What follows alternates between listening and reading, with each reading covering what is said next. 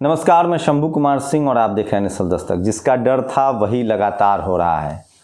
लगातार इस देश में हिंदू मुस्लिम धर्म की राजनीति को हवा दी जा रही है और इसमें सबसे ज़्यादा नुकसान जो है वो SC ST OBC और माइनॉरिटी का हो रहा है। कल जिस तरह से खबरें फैलाई गई, नेहा भारती ने लिखा है, कल से देख रहे हूँ भाजपा नेता और भाजपा के न्यूज एंकर लिख रहे हैं कि पाकिस्तान की जीत पर भारत पटाखे फोड़ रहा है, लेकिन अभी तक कोई विजुअल सामने नहीं आया है।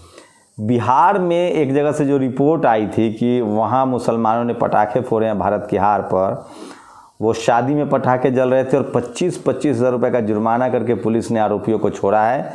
वो BJP के समर्थक थे, राइट विंग लोग थे।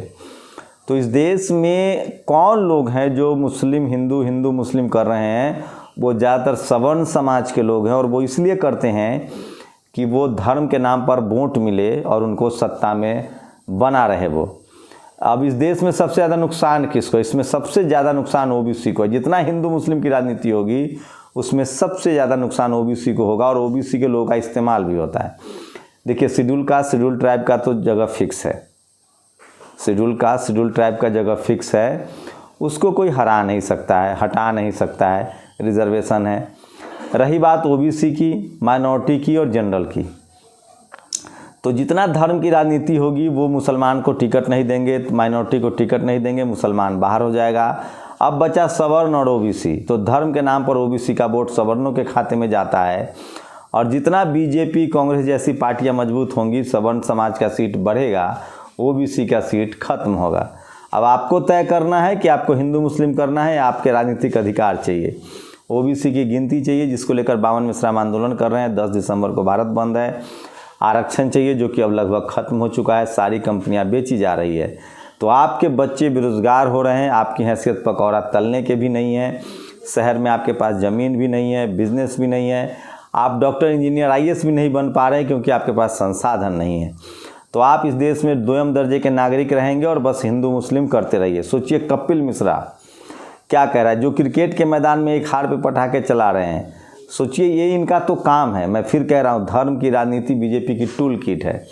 इनसे आरक्षण, बेरोज़गारी, जातीय हिंसा पर बात कीजिए, भाग जाएंगे।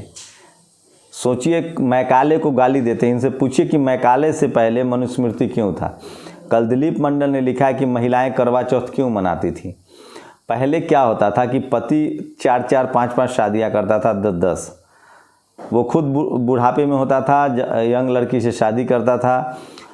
अगर पति मर जाता था तो पत्नी को चिता पर जला दिया जाता था, जिसको सती प्रथा कहते हैं। अब वो जिंदा न जलें, बची रहें, इसलिए वो पति की लंबी उम्र के लिए इस तरह की प्रार्थनाएं करती थी। भावनाएं आहत हो रही हो तो दिलीप मंडल पर केस कर दीजिए। और यूपी की 12 साल की बेटी को बुलंदशहर में 45 साल के आदमी ने बेरहमी से रेप किया है। उसकी हालत नाजुक है, दिल्ली में उसका इलाज चल रहा है। वहीं आजमगढ़ में, आज यूपी के आजमगढ़ में एक शेड्यूल कास्ट की लड़की का 3 दिन से लापता है। घर वालों का कहना है कि अपहरण हुआ है।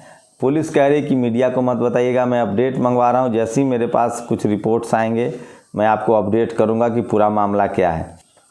और पांडे, मिश्रा, दुबे, द्विवेदी, त्रिवेदी, चतुर्वेदी, झा, तिवारी, पाठक जैसे सरनेम वाले एथलीट में नहीं होते हैं। ये सिर्फ क्रिकेट में आपको देखते हुए पाए जाएंगे। टीम दोनों की हारी। हार के बाद जब लोगों ने वंदना हॉकी 16 पर जातिवादी हमले किए तो कैप्टन ने अपने प्लेयर का साथ दिया। सोचिए, महिला हॉकी भी हारी थी तो उसमें शेड्यूल कास्ट की महिलाएं थी, खिलाड़ी थी, और उनको किस तरह से जातिगत गाली दिया गया था। मैं फिर कह रहा हूँ, मुसलमान इनका बहाना है, SC ST OBC माइनॉरिटी जो है वो इनका निशाना है। और दानिश कुबर दानिश ने वीडियो जारी किया है किस तरह से मोहम्मद शमी को टारगेट किया गया है। तो समझिए, इक्का दुक्का सवर्ण क्रिकेटर, जितना क्रिकेट टीम जो है वो सवर्णों से भरा है। इनको इक्का दुक्का मुस्लिम पिछड़ा क्रिकेटर्स भी पसंद नहीं है, OBC पसंद नहीं है, दलित पसंद नहीं है। अब सोचिए कि अब आते हैं शाहरुख खान के बेटे का ड्रग्स केस। अब उसमें साफ हो गया है कि समीर दाऊद वानखेड़े ने कई तरह के आरोप लगे हैं, उन पर घूस लेना चाहते थे, BJP के करीबी है। उनके जो एक गुर्गे थे उन पर FIR हुआ है, तो वो अब चाहते हैं कि यूपी में सरेंडर करें। महाराष्ट्र का आदमी यूपी में सरेंडर क्यों करना चाहता है? इसका मतलब है कि BJP शासित राज्यों में पुलिस जो है वो सरकार के हिसाब से काम करती है। अगर यही कोई SC ST OBC माइनॉरिटी का मुख्यमंत्री होता तो ऐसा नहीं होता और पूरा ब्यूरोक्रेसी उसके खिलाफ होते। ये कंटेम्प्ट ऑफ कोर्ट का फैसला लगता है, लेकिन भारत के अटॉर्नी जनरल, सोचिए अब सुप्रीम कोर्ट में OBC को जो नीट में आरक्षण मिला उस पर सुनवाई होनी है। सुप्रीम कोर्ट में OBC को जो नीट में आरक्षण मिला उस पर सुनवाई होनी है, इकोनॉमिक वीकर सेक्शन पर भी सुनवाई होनी है। लेकिन वो दोनों जज वो हैं जिनके पिताजी भी जज थे, YV चंद्रचूड़ और ES वेंकटरमैया, सुप्रीम कोर्ट के चीफ जस्टिस थे। अब इनके दोनों बेटे चंद्रचूड़ और नागरत्ना, सोचिए इनके बाप जी जज थे, इनके बेटे भी जज होगा। इसी को कहते हैं कोलेजियम सिस्टम। और ये दोनों सवर्ण जज हैं, ब्राह्मण जज हैं और ये फैसला देंगे OBC के आरक्षण पर। और सुप्रीम कोर्ट ये मामला सोशल मीडिया पर बहुत चल रहा है। उसके बाद तमाम लोग जो हैं वो ये लोग वंदना कटारिया, मोहम्मद शमी आदि के जरिए अपने अंदर के छिपा हुआ जहर, नफरत और घृणा निकालते हैं। इन्हें हार जीत से कोई मतलब नहीं है, ये समझना पड़ेगा। मुसलमानों से नफरत करने वाले भी वही लोग हैं जो शेड्यूल कास्ट, शेड्यूल ट्राइब, पिछड़े समाज के लोग और माइनॉरिटी से नफरत करते हैं। ये चंद्रशेखर मीना IRS ने लिखा है जो मैं बता रहा हूं, और ये तमाम बड़ी खबरें हैं जो मैं आपको बता रहा था। और सोशल मीडिया ही बहुजन मीडिया है, सोशल मीडिया ही सच्चा मीडिया, मैं लगातार कह रहा हूं। और प्रकाश झा के साथ जो मारपीट हुई है, सोचिए प्रकाश झा जो आश्रम 3 का सिक्वल बना रहे हैं OTT पर, उनके साथ भोपाल में बजरंग दल के कार्यकर्ताओं ने मारपीट की है। तो ये सब कुछ UP चुनाव के समय तक चलता रहेगा और ऐसे लोग भी नहीं बच पाएंगे। खैर ये उनका आपस का मामला है, बीच में मत पड़िए। प्रकाश झा वही हैं जो लगातार अपहरण और गंगा जल जैसी फिल्में बना के जाति विशेष के लोगों को, खासकर बिहार में मुस्लिम्स को और यादवों को बदनाम करते रहे हैं। 11 में से 9 खिलाड़ी ब्राह्मण है, तो ब्राह्मण हारा है। ये खिलाड़ी भारत के नहीं, ब्राह्मणों के प्रतिनिधित्व है। तो अब लोग जो हैं वो साफ साफ सवाल ही पूछने लगे हैं, अपनी बात भी कहने लगे हैं बिना लाग लपेट के। और सोचिए CBI ED का कैसे इस देश में इस्तेमाल हो रहा है। हम जैसे लोगों पर भी कार्रवाई होती है बगैर मतलब परेशान करने के लिए, क्योंकि सरकार से सवाल पूछते हैं। 484 पनामा चोर, 714 पैराडाइज चोर, 380 पंडोरा चोर और 35,000 बिजनेसमैन इस देश से रुपए लेके भाग गए। किसी का इनकम टैक्स ED का रेट पड़ा क्या? पड़ा? लेकिन आपके नेताओं को खबर फैलाई जाती है कि मायावती बैठी हुई है डर से, अखिलेश डर से बैठे हुए हैं, तेजस्वी डर से बैठे हुए हैं। ये सब आपको अफवाह है, भड़काया जाता है, बेवकूफ़ बनाया जाता है। और पूर्ण बहुमत वाली तथा कथित मजबूत सरकार है, इसलिए तरीपार गृह मंत्री बना हुआ है और एक हत्या का आरोपी गृह राज्य मंत्री। अल्पमत की क्षेत्रीय दलों की सरकार लाओ, सत्ता में पहुँचे। पर सोचिए अगर यही छोटे छोटे दलों की गठबंधन की सरकार होती तो भ्रष्टाचारी जेल में होते। हॉकी टीम में 7 लड़कियां दलित थी, हारने पर जातिवादी लोग उनके घर पर पत्थर फेंका था। पत्थर फेंको। क्रिकेट टीम में 9 खिलाड़ी सवर्ण हैं।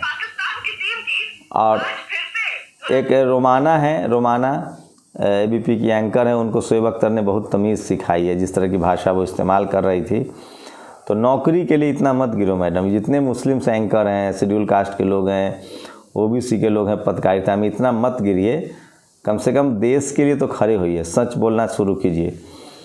और यह 25 करोड़ रुपए की घूस मांगने वाला एक कुख्यात अब लखनऊ में सरेंडर करेगा, क्योंकि इसे पता है कि UP में गुंडा राज और गुंडों का बोलबाला है। यही वो शख्स है जो मीडिएटर का काम करता था।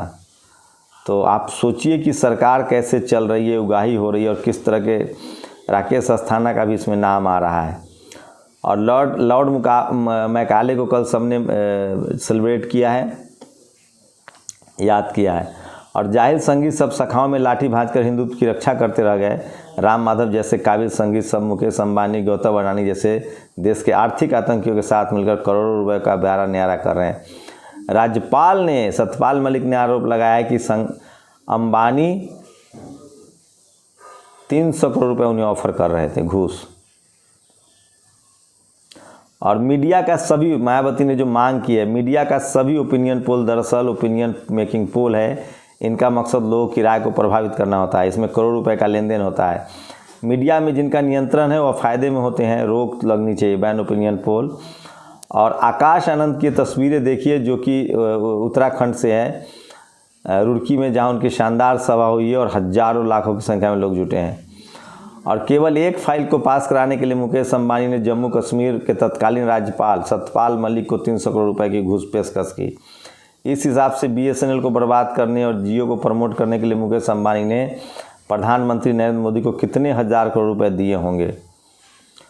और सोचिए, जो लोग पूछते थे कि RSS को फंड कौन देता है, उन्हें जम्मू कश्मीर के राज्यपाल रहे सत्यपाल मलिक ने जवाब दिया। और सोचिए कि जिस फाइल को पास कराने के लिए 300 करोड़ का घूस दिया जा रहा था, वो घोटाला कितना बड़ा होगा। और लास्ट में ट्वीट, कॉर्पोरेट जाति मीडिया ने फर्जी ओपिनियन पोल के जरिए चुनावों और लोकतंत्र का अपहरण कर लिया है। वो आपकी राय बदलने की कोशिश करते हैं और कई बार उसमें कामयाब भी हो जाते हैं। और NCB के नाम से वसूली किसके निर्देश से? शाहरुख खान से 25 करोड़ रुपए वसूलने के सबूत NCB गवाह गोसावी के बॉडीगार्ड ने भंडाफोड़ किया है। और समीर वानखेड़े ने मांगे थे 8 करोड़ रुपए, गवाह ने लगाया बड़ा आरोप। तो ये कुछ बड़ी खबरें थी। और सोचिए कल किस तरह से प्रधानमंत्री ने यूपी में एक अर्धनिर्मित, मतलब 25% से कम काम हुआ है, उस अस्पताल का उद्घाटन कर दिया। सोचिए अगर किसी दूसरे सरकार में ये सब होता तो क्या हालत होती।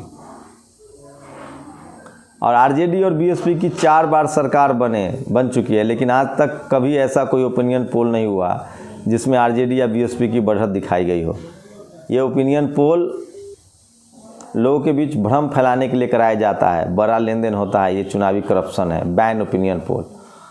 तो ये बड़ी खबरें थी जो मैं आपको बता रहा था, इसलिए मैं कहता हूँ सोशल मीडिया ही सच्चा मीडिया है। अपनी प्रतिक्रिया जोड़ दीजिए। शुक्रिया। नेशनल दस्तक की आपसे गुजारिश है कि अगर इसको बचाना चाहते हैं तो नेशनल दस्तक को सब्सक्राइब करने के लिए रेड कलर के सब्सक्राइब बटन को दबाएं, फिर बेल आइकन की घंटी दबाएं। नेशनल दस्तक को बचाने के लिए बहुत जरूरी है कि हर खबर को शेयर करें, लाइक करें, कमेंट जरूर करें।